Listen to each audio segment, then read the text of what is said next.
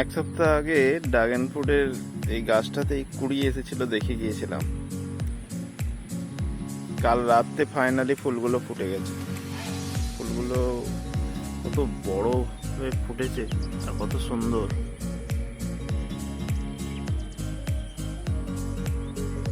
এবং ভিতরে পিঁপড়েরা তিনটে ফুলের মধ্যেই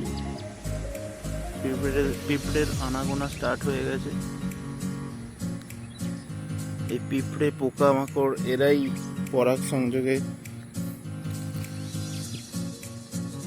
সংযোগের কাজটা এরাই করে দেবে, কৃত্রিম ভাবে আর বাইরে থেকে করতে হবে না। আশা করি তিনটে ফুল থেকেই ফল পাবো।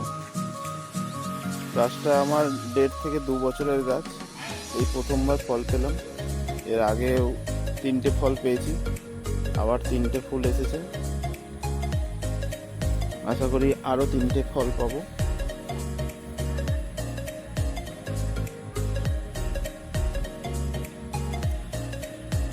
ফল আসার পর আবার আপডেট করব।